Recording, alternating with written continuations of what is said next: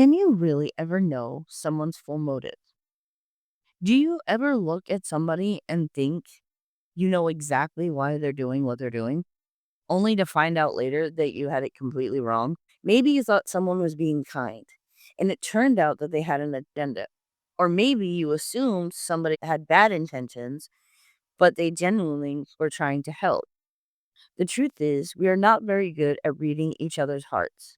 And honestly, we're not always honest about our own hearts either.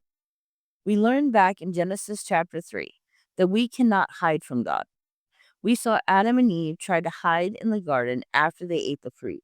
They sewed fig leaves together, they tucked themselves behind the trees, hoping somehow that the God who created everything, the God who made those very trees, wouldn't be able to find them.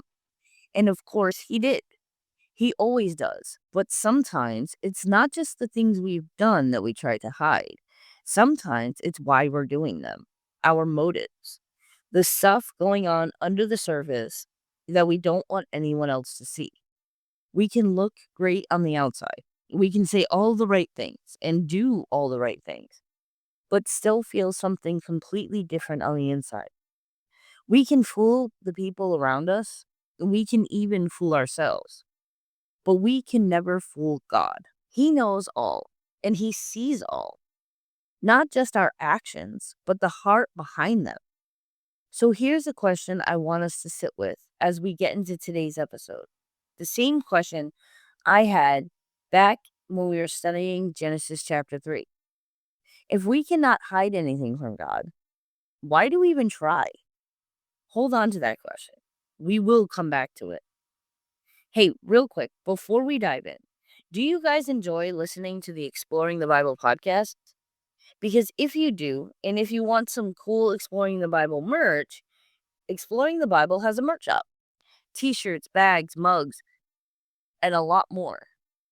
And everything you purchase will help keep this podcast going. So thank you so much for your support. Check out the link in the description of this episode. Welcome to another episode of Exploring the Bible. If you're brand new here, welcome. I am so glad you found us.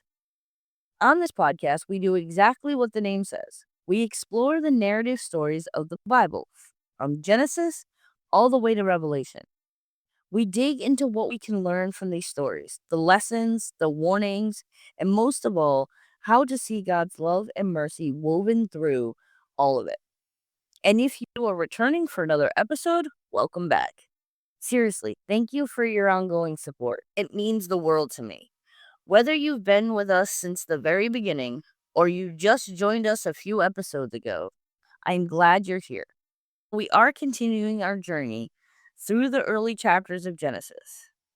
We have spent a lot of time in Genesis chapter 3 and the beginning of Genesis chapter 4. The fall, the serpent, Adam and Eve hiding from the garden.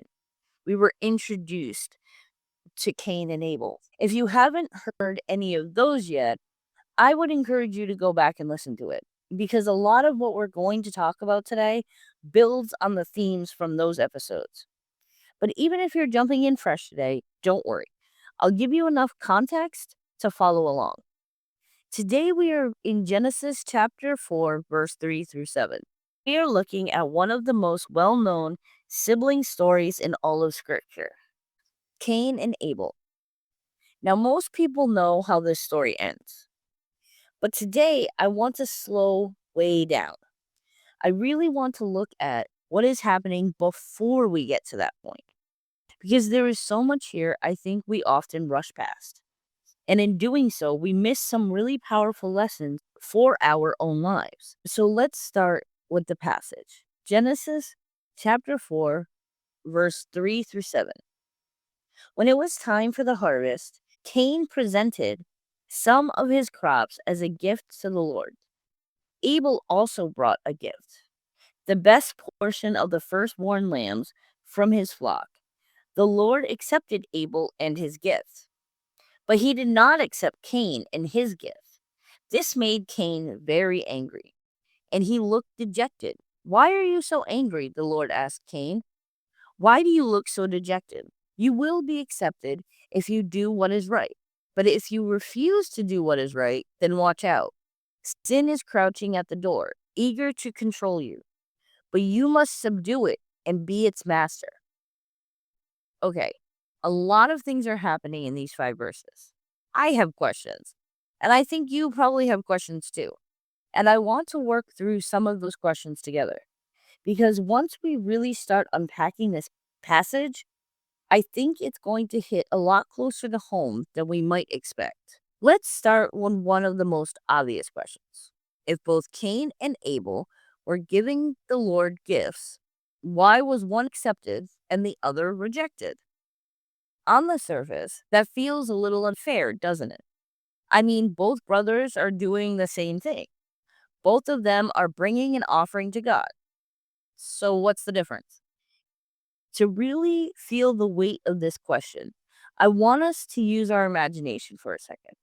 Picture you're standing just outside the family shelter. You're watching two brothers go about their morning.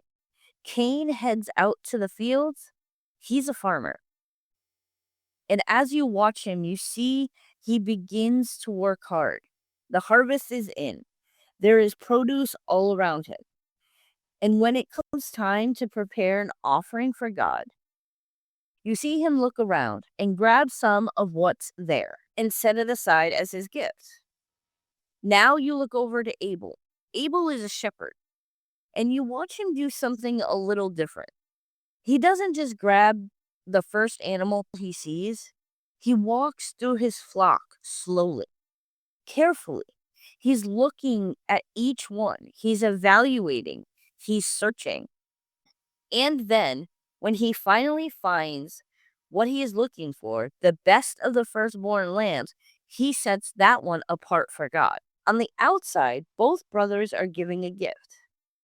And if you didn't know any better, you might think they're doing it the exact same way. But look more closely at the text. Verse 3 says Cain presented some of his crops. Just some. Whatever was available. Verse 4, on the other hand, says that Abel brought the best portion of the firstborn lambs from his flock. The best. The firstborn. He was intentional. He was deliberate. He sought out the most precious thing he had to give. Here's the other thing. God wasn't just looking at what was being placed at the altar. God was looking at the heart behind the gift. And that changes everything. I think sometimes we read this story like this, and we think, okay, so the lesson is that we need to give our best. And that's absolutely true. But I want to go even deeper than that, because I think there's a question we need to answer first. Why were they giving the gift in the first place? What was going on in their hearts when they decided to make these offerings? Because the gift is really just the outward expression of something inward. What is in your heart when you give? That's what God is after. To help us understand what God was seeing when he looked at Cain and Abel, I want to take us on a little trip forward in time. We're leaving the dusty fields just outside the Garden of Eden, and we're going all the way to first century Jerusalem, specifically to the temple. Picture it with me. You're walking through the outermost section of the temple complex, the court of the Gentiles. It's loud, it's crowded, people are everywhere. You pass through to the court of women, which is where the treasury boxes were located. These large receptacles where people would bring their offerings and donations to the temple. And as you scan the crowd, you see all kinds of people. Rich people in fine robes, poor people in simple clothing. People making their way through, dropping their offerings in these boxes. And when your eyes land on a small group, you realize one of the men in that group is Jesus. He is talking to his disciples, and you try to get close enough to hear what he is saying over all the noise. And as you do, you see his eyes are fixed on the treasury box, watching the people drop their gifts. The Bible tells us in Luke 21, 1 through 2, that Jesus watched the rich people dropping their gifts in the collection box. And then a poor widow came by and dropped 2 small coins. 2. That's it. The smallest amount possible. And then Jesus says something that must have stopped his disciples right in their tracks. Luke 21 through 3 through 4. I tell you the truth. This poor widow has given more than all the rest of them, for they have given a tiny part of their surplus. But she, as poor as she is, has given everything she has. Now hold on. By every measurable standard, the rich people gave more in terms of raw dollars, or shekels, I suppose. The widow gave almost nothing. The rich people gave what was probably amounted to 1,000 times more in monetary value. And yet Jesus looks at his disciples and said the widow gave more. How does that work? Because Jesus, just like God in Genesis chapter 4, was not looking at the amount. He was looking at the heart. He was looking at the why behind the gift. The rich people were giving out of their surplus, their leftovers, their I have more than enough, so I'll toss this money in kind of money. It wasn't a sacrifice. It didn't seem to cost them anything in the meaningful sense. But the widow, she gave everything she had, every last coin, because she wanted to, because her heart was so full of gratitude and love for God, and she wanted to give him her best. Now, come back with me to Genesis 4. Come back to Cain and Abel. Cain was like the rich people in the temple. He gave from his surplus. It was harvest time. There was plenty around. He grabbed some of whatever was available and set it aside. And that was it. He wasn't looking for the best. He wasn't making a sacrifice. He was doing what he felt obligated to do, not what he genuinely wanted to do. He was going through the motions. Abel, on the other hand, was like the widow. He took time, he searched, and he found the very best he had to offer, the firstborn lamb, the prize of the flock, and he gave it to God, not because he had to, but because he wanted to express genuine gratitude for everything God had given him. And here is the real important truth I want us to sit with. God does not need our stuff. He does not need our money, our crops, or our firstborn lambs. He is the creator of everything. He already owns everything. So when God looks at our gifts, he is not looking to see how much value we've added to his portfolio. He is looking at our hearts. He is asking, is this person giving because they genuinely love me and want to honor me? Or are they just checking a box? Cain was checking a box, and God knew it. Not because of what Cain gave, but because of the heart behind it. Okay, so now we get to the second question I had when I first read this passage. God rejects Cain's gift. The Bible says in verse 5, this made Cain very angry, and he looked dejected. The ESV says his face fell. The NIV says he looked downcast. Dejected, downcast, face fell, they all mean the same thing. A deep sadness, a low spirit, a kind of heaviness that you can see on someone's face. Now, I find something really interesting here. Every translation seems to have a slightly different word for the word dejected, but every single one of them uses the phrase very angry. Not just a little irritated, but very angry. And I think that's important. But here's where I want to push a little deeper. I don't think Cain's anger is only or even mainly about the gift he gave that was rejected. I think the rejection was like a match dropping on a pile of dry leaves. The leaves were already there. The anger was already building. The rejection just set it off.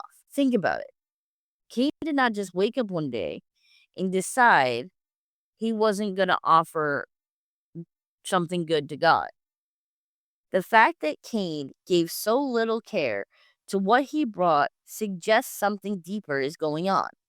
What was already in Cain's heart before he even prepared the offering?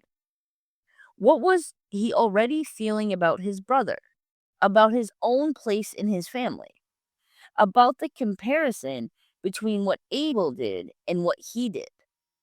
I believe underneath Cain's anger was jealousy. And jealousy is one of those emotions that is really hard to admit, even to yourself. We don't like to say, I'm jealous of that person. We'd rather say we're angry. We'd rather say it's unfair. If we are honest, jealousy is often at the root of all our deepest anger. And Cain was hiding this. He was hiding it from his family, he was hiding it from Abel, and he might have even been trying to hide it from himself. But he could not hide it from God. Which brings me to God's response. Look at what God says to Cain in verse 6. Why are you so angry? Why do you look dejected? Why is God asking that? He's God. He already knows why Cain is angry. He knows that what Cain is thinking. He knows what Cain is about to do. So why is he asking it? Because God is not asking for information. He is opening a door. He is inviting Cain into a conversation, a real, honest, vulnerable conversation about what is exactly going on in his heart. God is saying, I see you. I see your anger. I see your jealousy. I see the hurt underneath it all. You don't have to pretend with me. Let's talk about this. That is such a beautiful picture of who God is. He's not standing over Cain, ready to punish him. He's leaning in, asking a question, giving Cain the opportunity to be honest, maybe for the first time, about what he's really feeling. And how often do we need to do that? How often do we need someone to genuinely ask us, hey, what's really going on? Not to judge us, not to fix us immediately, just to give us space to be honest. And that's what God is doing here with Cain. But Cain does not take the opening. And that's the tragedy of it. Then we go on to verse 7. And this is where things get really serious. God says to Cain, you will be accepted if you do what is right. But if you refuse to do what is right, watch out. Sin is crouching at the door, eager to control you. But you must subdue it and be its master. Now, when I first read this, I thought it felt a little out of place. Like, where did this come from? We went from Cain being angry about his rejected gift to God suddenly warning him about sin crouching at the door. What does that have to do with anything? And the answer to that is everything. It has everything to do with everything. God is not surprised by where Cain's emotions were heading. He can see the tragedy. He knows that if Cain does not deal with his jealousy, the anger, the hurt, if he doesn't choose what is right, these emotions are going to lead him somewhere very dark. The sin is not hypothetical. It's right there at the door of Cain's heart, waiting for an invitation. And I love the way God describes it. Sin is crouching at the door, eager to control you. Imagine that. Something crouching like an animal ready to pounce. Patient, alert, waiting. It's not a vague concept. It depicts sin as this active, hungry force that is ready to take over if Cain gives it even an inch. Now, I want to pause here for a second. Think about the context. Cain grew up with his parents, Adam and Eve, and he probably heard his parents' story. A very dramatic, a very painful story about a time when something crouched at their door, too. When the serpent came with a seemingly small temptation and they gave into it, it changed everything. They must have told Cain and Abel about the garden, about the fruit, about the serpent, about what happened when they chose their own way over God's way. So when God says to Cain, if you refuse to do what's right, watch out, this is not a foreign concept to Cain. He had heard this story. He knew the consequences. He knew what was going to happen if he gave in to sin. And yet God still gives the warning because that's who God is. Even when he knows the outcome, he gives us a choice. He lays it out clearly. He says, here's the right path and here's the wrong path. And here's what is at stake. And then he lets us choose. Remember, we talked about free will in one of our earlier episodes this season. God is not going to force us to make the right decision. He wants us to choose it. He wants our love, our obedience, our devotion to be freely given, not coerced. And so he presents the choice. He warns us about the consequences, and then he steps back and lets us decide. I used an illustration in that episode that I want to bring back here because I think it fits perfectly here also. Imagine you're standing at a fork in the road. One path is bright and sunny and safe, but it's longer. The other path is dark and scary and honestly kind of dangerous, but it's shorter. Both lead to your destination, and you will get where you're going faster if you take the dark path. And as you're standing there trying to decide, two people come up to you. The first person knows you, they care about you, they want the best for you, and they say to take the longer path. I know it takes more time, but it's safer. It leads somewhere good. But the second person doesn't know you. They don't care about what happens to you. And they say, hey, the shorter path is the right way to go. Why waste time? Just take it. In this story, the first person is God, and the second person is Satan. His sin is crouching at the door, whispering that the shortcut is worth it. And Cain is standing at that fork in the road. God is offering him the longer, safe path. God is saying, deal with this. Talk to me. Work through your anger and your jealousy. Do what is right. There is a way through this that doesn't end in destruction. But Cain has to choose for himself. I know most of us already know what happens next in the story. And I'm not going to go into a full detail about it today. That's our next episode. But I want to say something before we get to the lessons. Because I think this warning from God to Cain is also a warning from God to us. And I don't want us to rush past it. Watch out. That's the warning. Simple, direct, urgent. Watch out. Because we all have a Cain somewhere inside of us. We all have the emotions we don't love to admit we're having: anger, jealousy, resentment, bitterness. These are not things we are proud of.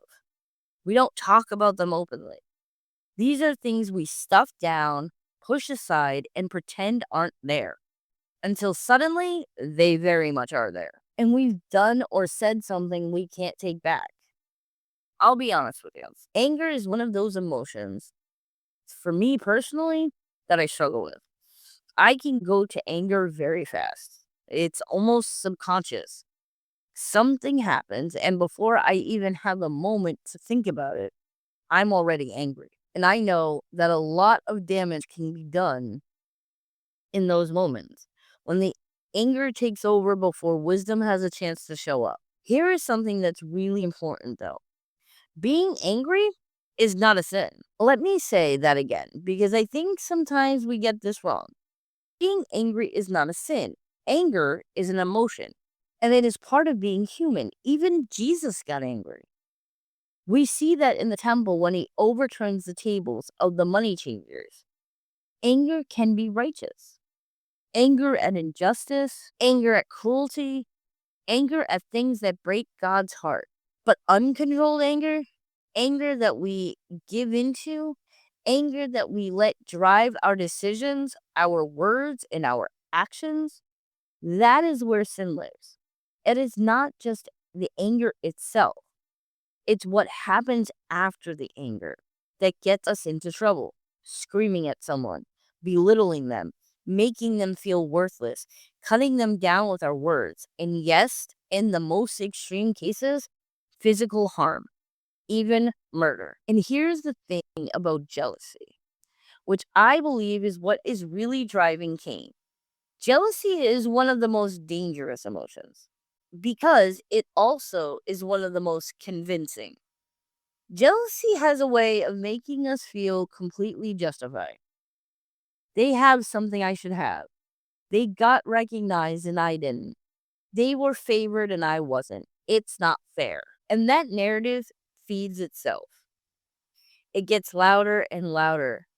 And before long, it has twisted our thinking so much that we can rationalize almost anything. So God's warning to Cain is God's warning to us.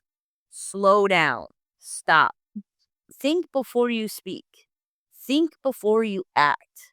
Because in the moments when anger and jealousy are running the show, you do not know what you are capable of. But God does. And that's exactly why He gives us this warning. Don't give sin the open door. Because once you do, it does not stop at the threshold. It takes over the whole house. Okay, let's get into our lessons today. I have two of them for you. And I want to spend some real time on each one because I think they are both important things we need to hear. Lesson one: God doesn't need anything from us, but He wants our hearts. Here's the truth: God is the creator of all things, He owns everything, He lacks nothing. So, why does it matter what we give Him? If He has everything, then what difference does it make whether we give Him our best or our leftovers? The answer is it matters because giving is not about what God receives. It's about what happens in us when we give. When Cain gave his leftover crops to God, something was revealed. Not just to God, God already knew it, but in a sense to us. Reading the story thousands of years later, what was revealed was the condition of Cain's heart. He didn't love God enough to seek out the best he had. He didn't feel grateful enough to make a real sacrifice. His gift was a transaction, not an act of worship. And when Abel gave the best of his firstborn lambs, something was revealed about his heart too. He was grateful. He understood that everything he had came from God. And he wanted to give something back that reflected that understanding. His gift was an act of love. God wants us to give not because He needs it, but because giving is one of the ways that we express love. Think about the people in your life that you love to celebrate: a birthday, an anniversary, just a regular Tuesday. When you want someone to know that you're thinking of them, you don't give them a gift because you have to. You give it because you want to, because you want them to feel seen and loved and valued. And it doesn't matter whether it's the most expensive gift in the world or something you made with your own hands. What makes it meaningful is the heart behind it, the thought, the care, the genuine love that went into it. That's what God is looking for from us, not the biggest offering or the most expensive sacrifice. He wants the gift that says, I see you, I love you, and I am grateful for everything you have given me. Just like the widow in the temple who gave 2 small coins. Sometimes the smallest gift given from the fullest heart is worth more than the biggest gift given with an empty heart.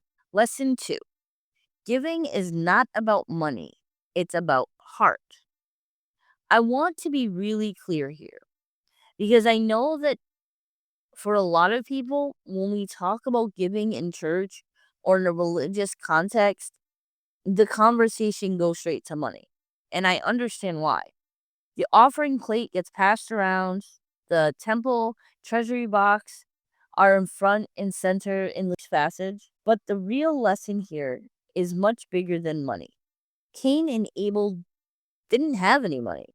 There was no currency system at the dawn of human history.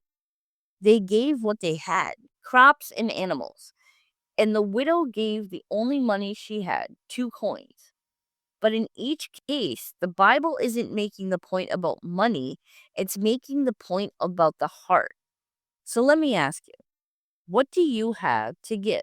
Maybe it is money. And if it is, that's great. Use it. Give generously. Give from a place of gratitude, not obligation. Give because you recognize that everything you have has come from God and you want to honor Him with it. But maybe money is tight right now. Maybe you're in a season when you're barely making ends meet, and the idea of giving financially feels impossible. I get that. I've been there. And here's what I want you to know, that's okay, because money isn't the only gift you have to give. Do you have time? Can you give your time to volunteer at a ministry or show up for a neighbor who needs help? Be present for someone who is lonely? Time is one of the most precious things we have, and giving it generously is a beautiful act of worship. Do you have a talent? Maybe you can sing or play an instrument or teach or cook. Maybe you can build or create. Use these talents to glorify God. Use it to serve others. Use it to make the world a little bit more like the kingdom. Do you have a story? Because your story is the thing that you've been through, just like Adam and Eve and just like Cain and Abel. The way you've seen God show up in the hardest places and the healing of your story is a gift too. Share it. You never know whose life might be changed by hearing what God has done in yours. Whatever it is, give it. Give it intentionally. Give it graciously. Give it gratefully. Give it because you want to, not because you have to. And remember, God is not looking at the size of the gifts. He is looking at the heart of the giver. Thank you for joining me on another episode of Exploring the Bible. Today we looked at Genesis 4:3-7. Cain and Abel, their gifts to God, God's urgent warning to Cain, and we saw that God was not impressed by outward appearance or size of what was being given, but He looked at our hearts. He saw that Cain gave from a place of obligation and jealousy, while Abel gave from a place of genuine gratitude and love. We saw God open the door for a conversation, inviting Cain to deal with what was really going on inside. And we saw that Cain tragically doesn't take the invitation. We talked about the widow in Luke 21 and how her 2 coins were worth more in God's eyes than the surplus gifts of the rich because her heart was in it. We talked about the fork in the road and how God always shows us the right path, about how He always warns us of the dangers and always gives us the freedom to choose. We talked about the warning for all of us. Watch out, sin is crouching at the door. Anger, jealousy, resentment, bitterness, they are patient and waiting. And when we don't deal with them honestly and we don't bring them to God, they can take over. So here are the things I want you to walk away with today. First, examine your heart when you give, not just financially, but in every area of your life. Are you giving because you want to, or are you giving because you feel like you have to? Ask God to help you give from a place of love and gratitude rather than obligation. Second, don't hide from God. He already knows it. He sees it all. The anger, the jealousy, the hurt you haven't told anybody about. And He is not asking you to be perfect. He is asking you to be honest. Bring it to Him. Let Him into the real stuff. And third, slow down. When the anger rises, take a breath. Don't let sin get that open door, because you are stronger than it. Not on your own, but with God beside you. He told Cain, you can be the master of it. And He is telling you the same thing today. Next time, we are going to dive into what Cain actually decides to do. and we are going to walk with him down the road and see where it leads. And we are going to see once again that God's mercy is bigger than our worst decisions. If you know somebody who would enjoy this podcast, please share it with them. And if you haven't already, please follow this podcast wherever you're listening to it. Hit that like button and leave a review so you never miss another episode.